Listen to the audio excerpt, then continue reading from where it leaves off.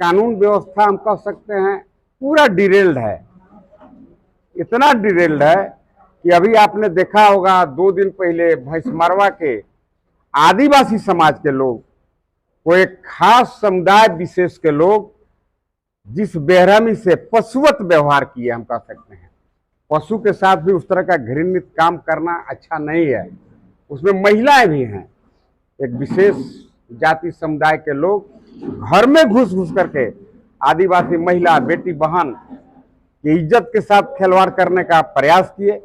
कई लोगों को मार करके घायल कर दिए और घायल करने के बाद यहाँ पर बेचारे जब थाना में केस करने आए, अस्पताल इलाज कराने के बाद जब केस करने गए, लेकिन वही मंत्री जी है, मंत्री जी तो हमको लगता है कि रावण से भी एक मुठा ऊंचे रंगदार है।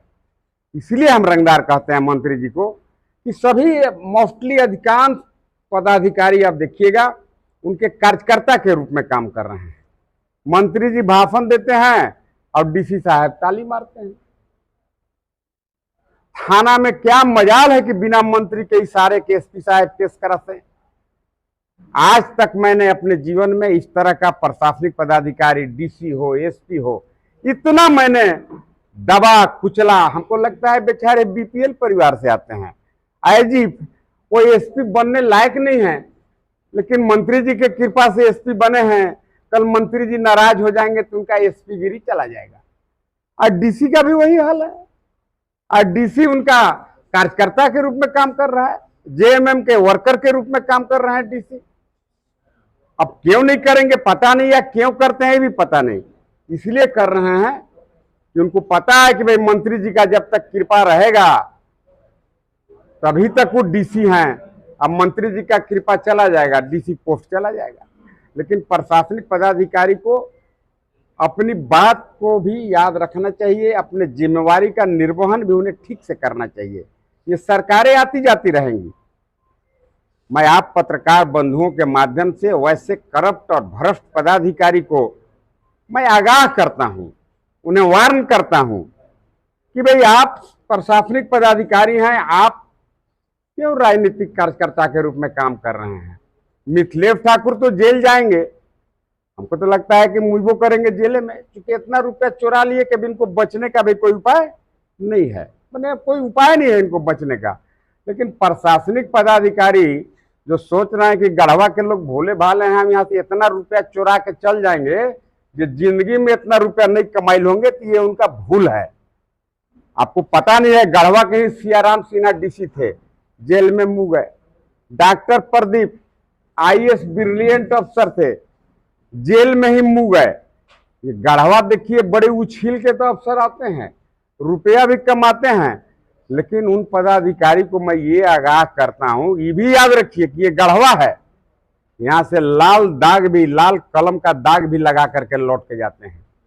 तब न तो ये जेएमएम काम आएगा, न मंत्री जी काम आएंगे। तब भारतीय जनता पार्टी की सरकार होगी तो इनका क्या हाल और हफ्र होगा। मैं इसीलिए पदाधिकारी को आज कुछ ज्यादा नहीं बोलूंगा। एक बात जरूर मैं उनको वार्निंग देता हूं, चेतावनी देता हूं, चाहे जिला के डीसी हो या एसपी हो, उन्हें जेएमएम के कार्यकर्ता के रूप में काम नहीं करनी चाहिए। बहुत लोग बोल रहे हैं कि लोग अगेंस्ट में लिख दीजिए कि लोग ईडी से पकड़ा जाएगा, सीबीआई से पकड़ा जाएगा। सबको पता है 7 बजता है एसपी साहब के बालू बेचाना शुरू हो जाता है। लेकिन कौन बचाएगा, कौन रोकेगा उसको। मंत्री जब उनके साथ में है तो कौन आखिर उनको बचा पाएगा, कौन उनको पकड़वा पाएगा।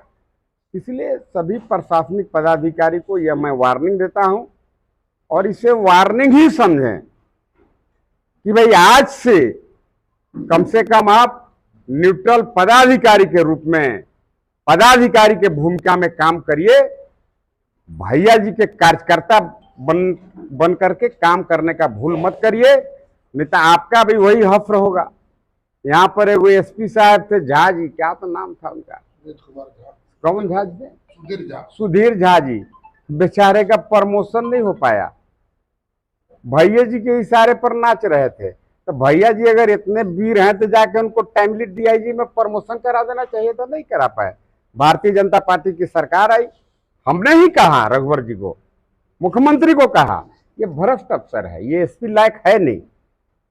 उनका प्रमोशन नहीं हो पाया, लास्ट में अंतिम जाते जाते उनको डीआईजी में प्रमोशन मिला।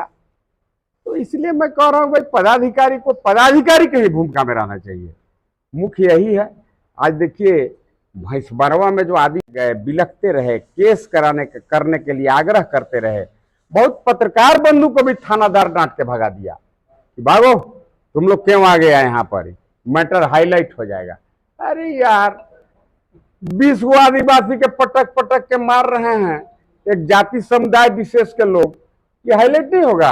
हमारे विनोद भैया के वो बड़ी तगड़ा बात रहता है, ये जानते हैं, जहां पर वह समुदाय विशेष के लोग जिसे अल्पसंख्यक कहते हैं भैया ना, अल्पसंख्यक समाज के लोग जहां ज्यादा उनकी संख्या होती है और हमारा समाज वहां पर अगर अल्पसंख्यक की भूमिका में होता है तो विनोद भैया बोलते हैं कि वो लोग पटक पटक के मारता है।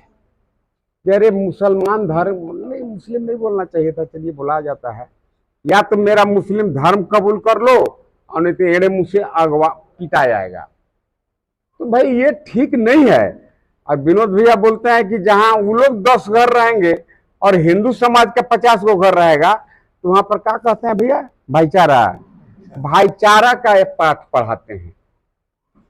मैं देखिए कोई हिंदू मुस्लिम करने के लिए बात नहीं कह रहा हूं, मैं इसलिए कह रहा हूं उन आदिवासी को न्याय मिले। नहीं तो प्रशासनिक पदाधिकारी, जिला के एसपी कान खोल के सुन लें कि मंत्री जी के साथ है उनका भी लाभ जेले में होगा।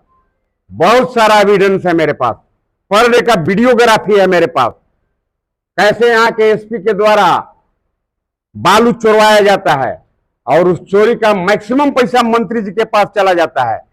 ये लोग तो तनिए मनी कमीशन के फेरा में रह जा रहा है, लेकिन मंत्री जी जेल जाके मुएगा, आप क्यों मरना चाहते हो एसपी साहब जेल में जाके?